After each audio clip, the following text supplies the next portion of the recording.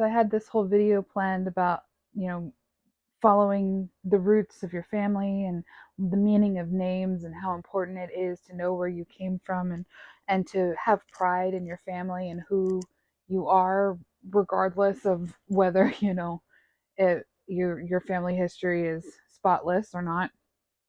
And then my niece, I don't know, she had a nightmare. She said she had to go to the bathroom and then she heard a bump, which was probably me. So I feel kind of bad. And so I offered to tell her a story, and then she wanted to tell me a story. And so, assuming that my brother and his wife are okay with me putting my niece on my podcast, you get story time with Cassie and Abby. To be a spooky story. You want a spooky story right before you go to bed? Won't that give you scary dreams? Just a teeny tiny bit scary. Okay, come on. Anything scary that's not really, really scary. Yeah, well, didn't you wake up in the middle of the night because something scared you? Yeah, like that big boom sound. That big boom sound? Sound like a giant stepping outside. Ka-thump. All right, so a story that I choose. You don't want anything special about it? No. Okay, a little bit spooky.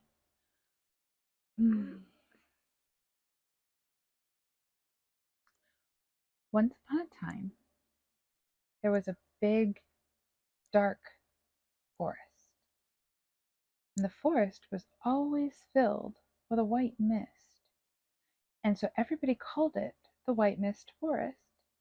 And everybody said, you mustn't go into the White Mist Forest because everyone who goes in never comes out. Why do they never come out? Yeah, you'll have to listen to the story to find out.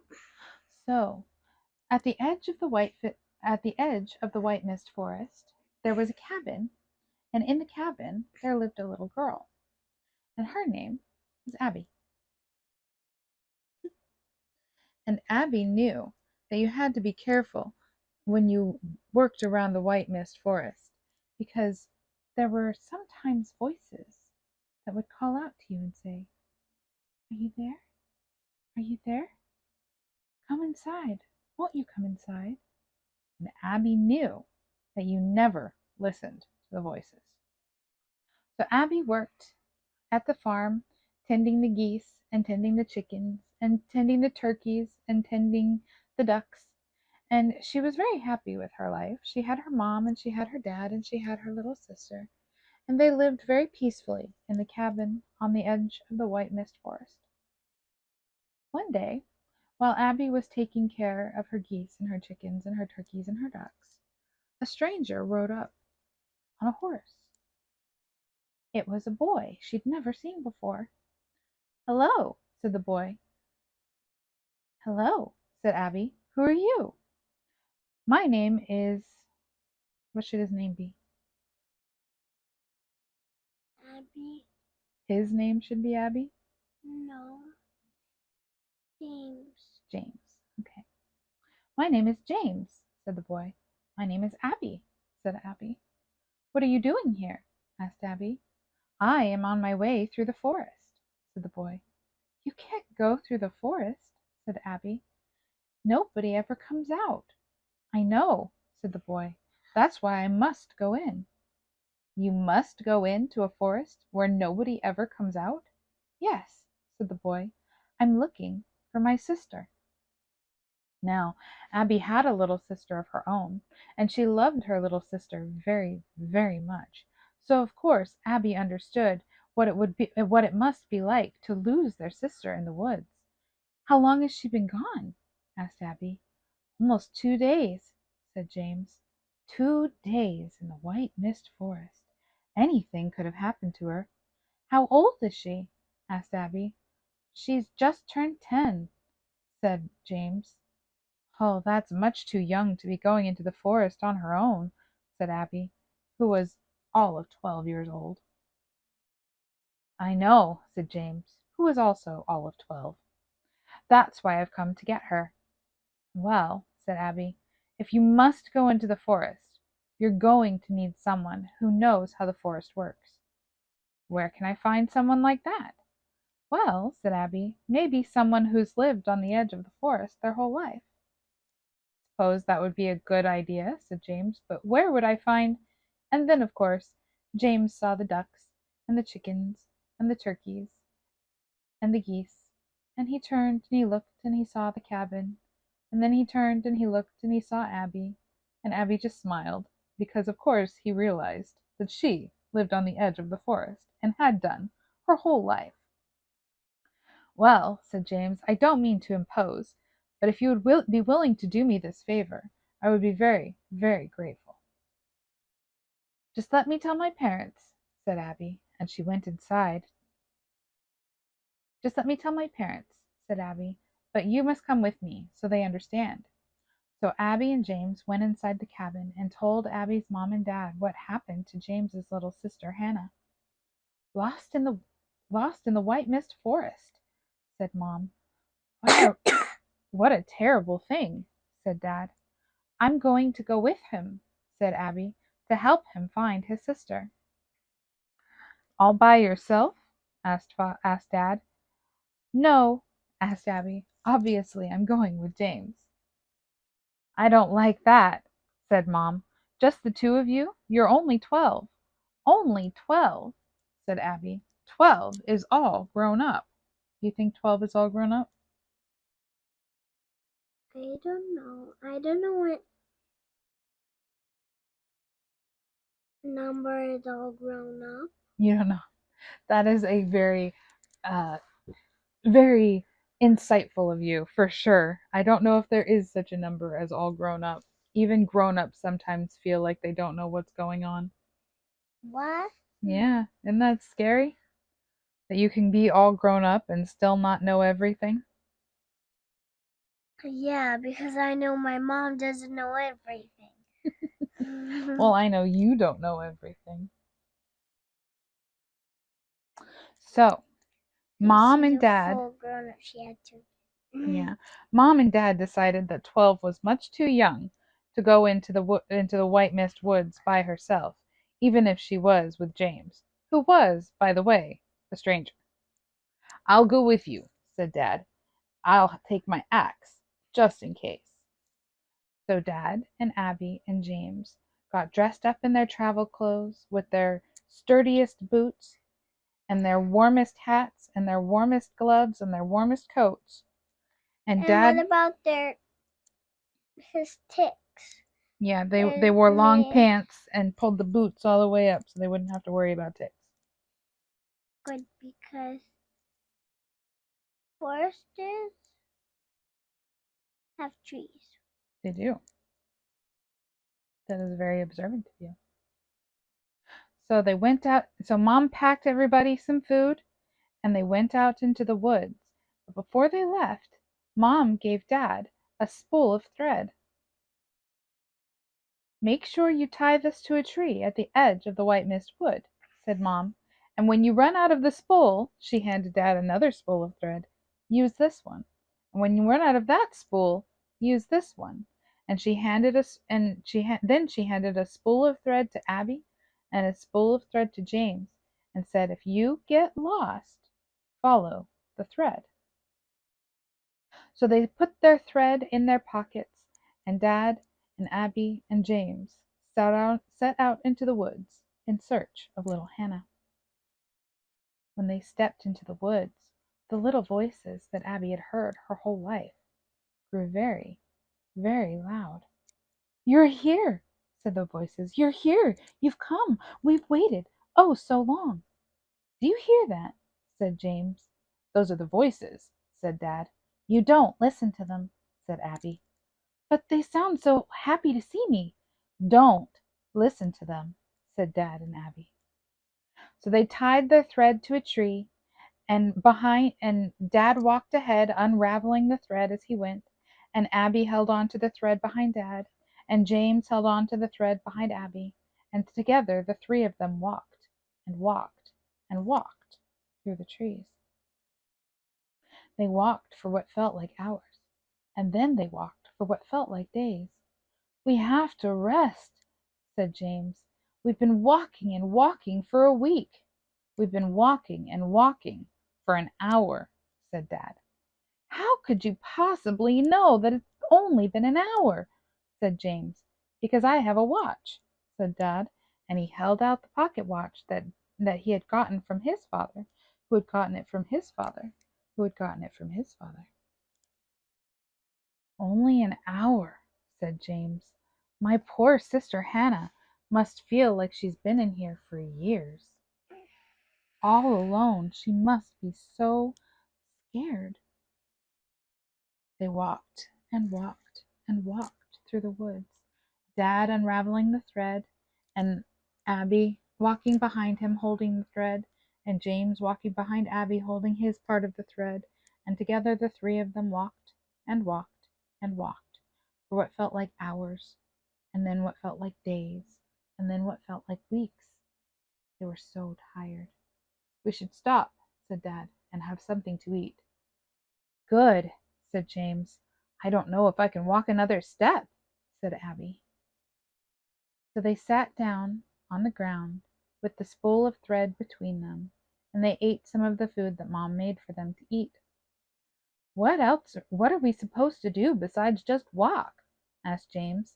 "At this rate we'll never find Hannah." "We could call her name," said Abby. "I don't think that would do any good," said Dad. "The voices are so loud." "They are so loud," said James. "They keep telling me that they know where Hannah is." "They might know where Hannah is," said Dad, "but I don't think that following them is our best option." "Why not?" said James. "If they know where to find Hannah, then they can take us to Hannah." "They might be able to take us to Hannah, but the price that they're going to ask willing is the price that they're going to ask us a good price to pay?" "I don't understand," said James. "Wouldn't any price be a good price to pay for my sister? What do you think? Is any price a good price to pay to find your sister if she's lost?" What price? I don't know what price. "Well, would you hurt somebody to find Zoe?" No. "Are you sure?" "Would you lie to find Zoe? Or steal?" No. "Oh, I don't know. We don't know because we've never had to find Zoe."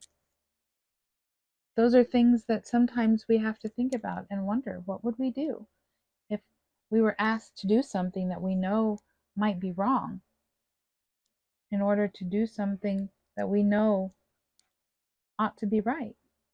It's a very complicated question. Anyway, It's really weird. Like, why would someone tell you to do something wrong? Zoe wouldn't tell you to do something wrong, but maybe the people who had Zoe would tell you to do something wrong. No, they wouldn't either. Are you sure? Because they're bad enough people that they took Zoe. Why wouldn't they tell you to do bad things? Don't think. I don't think that is Zoe. I think that is Hannah calling. You think it's Hannah calling? Yeah. That it's Hannah's voice? But wouldn't James recognize Hannah's voice? Yeah. I think it goes so long that he forgot. Maybe. Should we listen to the rest of the story? So after they finished eating, James was very sure that they needed to follow the voices. It just seemed like the best idea. "I don't like it," said Dad, "but if you're going, we're all going." So Dad tied a new spool of thread to the old spool that was mostly empty, and they unraveled the thread, and they started walking toward the voices. "Yes," said the voices. "Yes. Come this way. Come this way. You won't regret it if you come this way." They followed the voices deeper and deeper and deeper into the white mist wood. Where were they going? Would they ever get there? Suddenly, something scurried across the forest floor. "What was that?" asked James. I don't know, said Abby. It looked like a spider, said Dad, but it was as big as my head. Can you imagine a spider as big as your daddy's head? Yes, That'd be super scary, huh? but it's an underwater spider with spikes on its back. Oh, you mean And like a on crab? its... No, no, no, no. Sounds like a crab, but that's okay. You can have an underwater spider with spikes on its back. Not a crab. I don't like spiders, said Abby. Me neither, said James. Me neither, said Dad. But they were this deep already, and the voices were so insistent. Don't worry, said the voice. It won't hurt you. Come, come deeper. We know what you're looking for, and we can help you. They went deeper and deeper and deeper into the white mist woods. They went deep enough that Dad had to take out his spool of thread and tie another thread to the end of the almost empty spool. They walked and walked, Dad unraveling the thread, Abby holding onto the thread behind him, and James holding onto the thread behind Abby, and they walked, and they walked, and they walked, for what felt like hours, and then days, and then years. You're so close, said the voices. So close, so close. Come closer, come closer, come closer. More spiders skittered across the ground. These ones were as big as Abby's face, and some of them were as big as Dad's hands, and some, like the earlier one, were as big as Dad's head. I don't like this, said Abby. I don't like this, said Dad.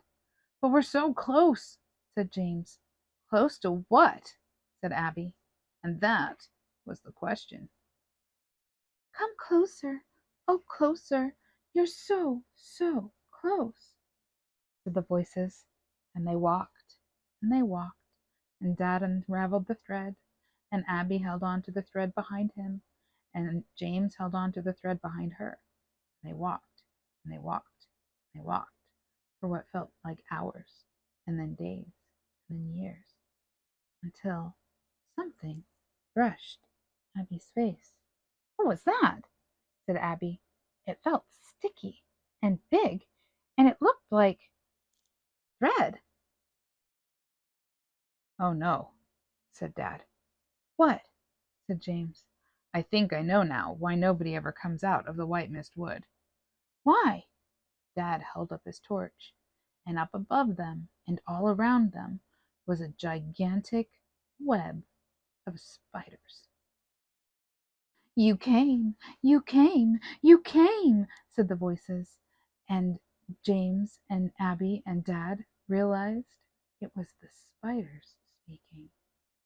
The spiders had been calling them all these years, enticing people into the woods to eat them. Well, said Dad, I think we better leave. But Hannah, said James, she has to be here. Somehow, said Dad, I think that that's not the case. Why? Asked James. Because either she's already been eaten, or she was smart enough to run away.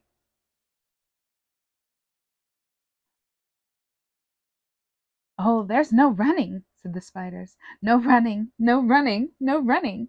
They turned around, and the threads, the spiders that had been behind them, had been weaving a web, so they couldn't escape.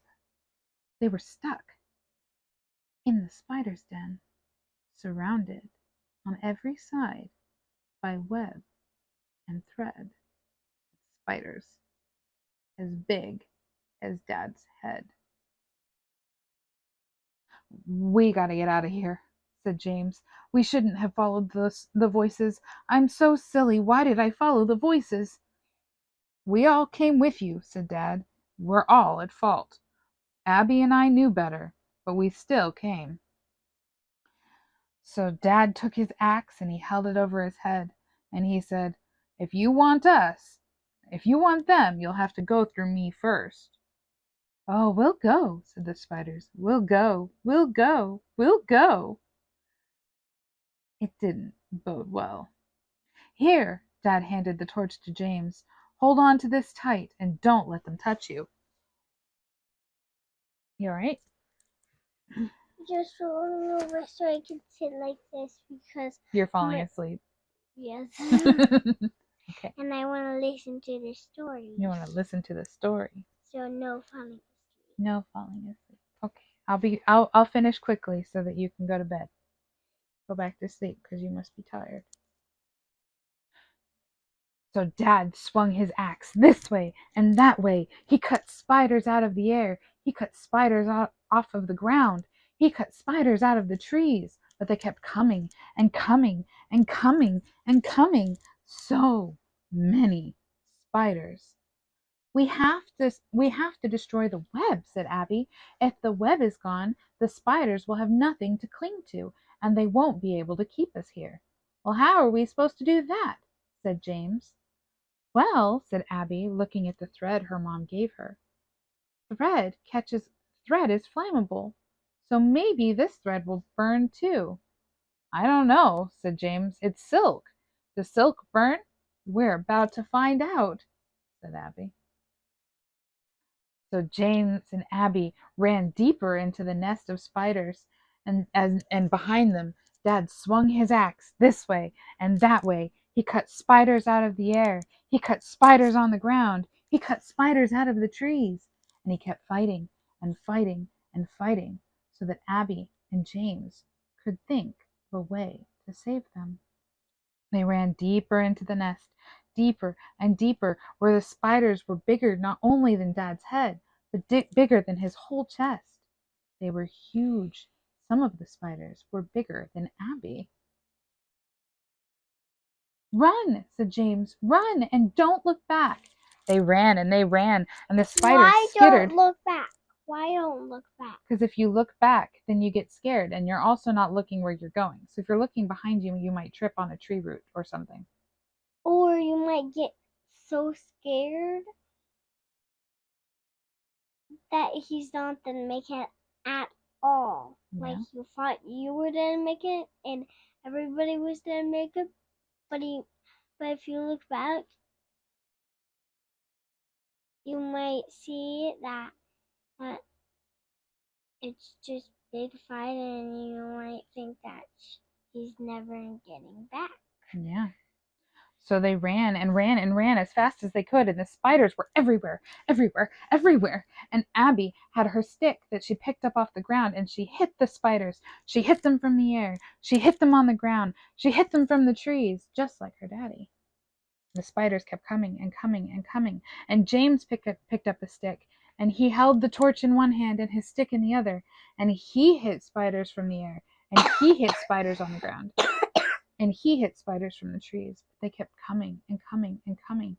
There, said Abby, pointing at a giant ball of thread. So many threads were flying out of the ball that it looked like mist.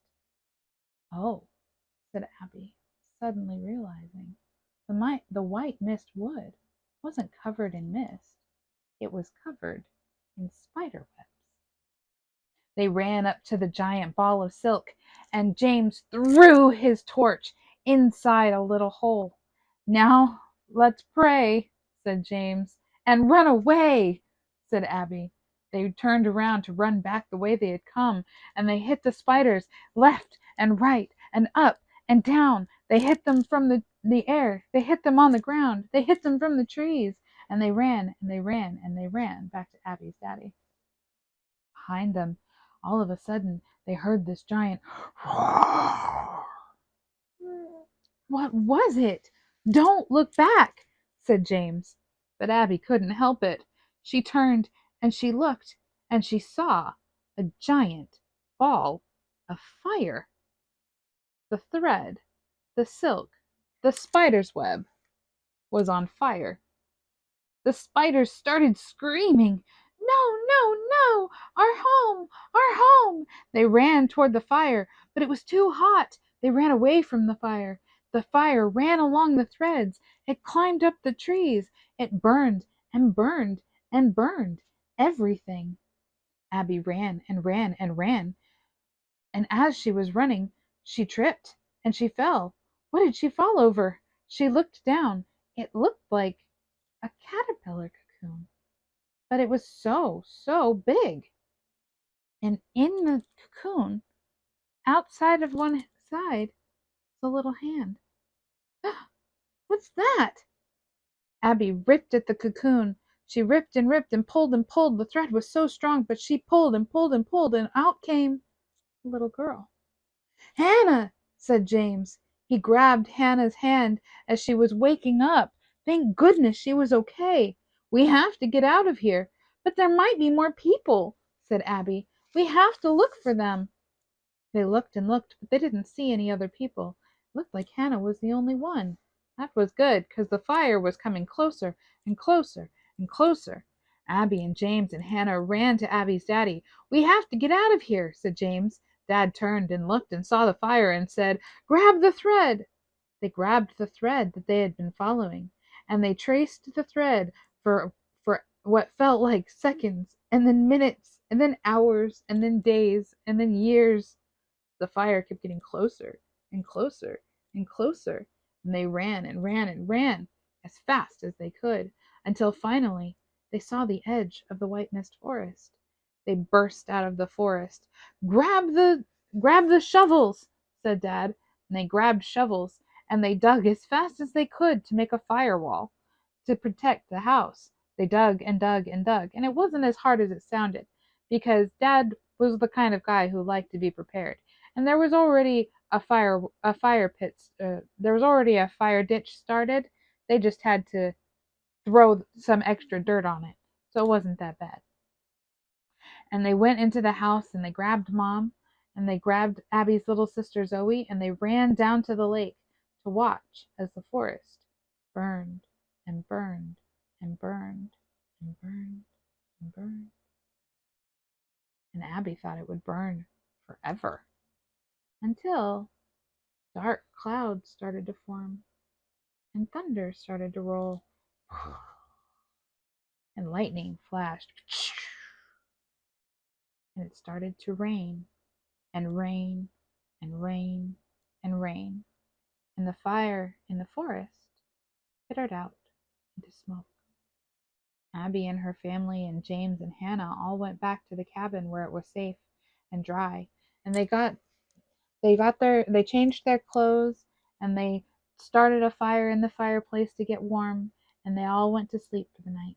And the next morning, when they woke up, the white mist forest was gone, and so were the spiders, and so was their web, and everybody lived happily ever after. Why was the white mist forest gone? It burned down. But where did the smoke go? The rain made the smoke all heavy and made it go away.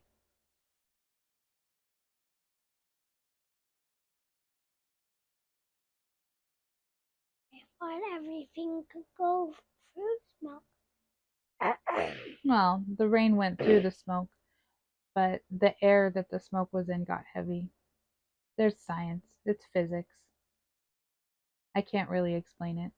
It's physics. Physics happened.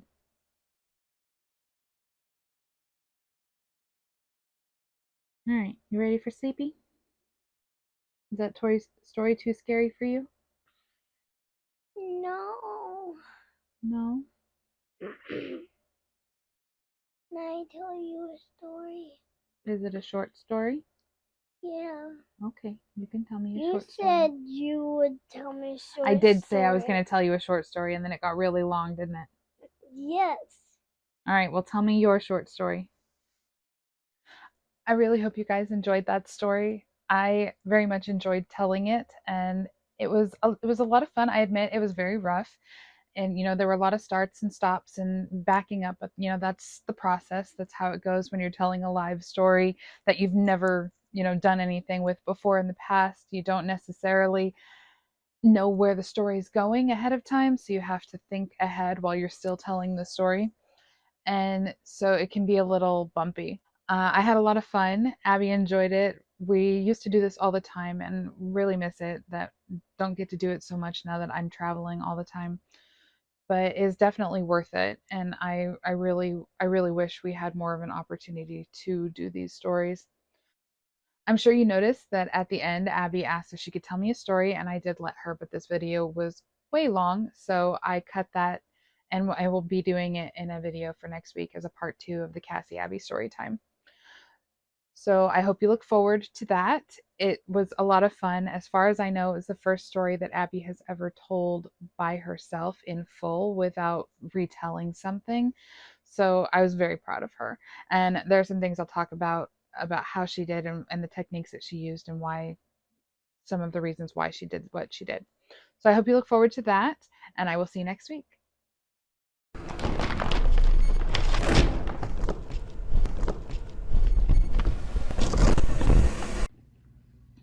Hey guys, thanks for watching that video. If you enjoyed it, make sure you like, subscribe, and do all those things that you do when you enjoy a video. If you'd like to learn more about us at Moms for America or the Millennial Rant, you can visit our website at millennialrant.com or see us on our Instagram page at millennial_rant. I look forward to seeing you next week, and I hope that you have a wonderful day.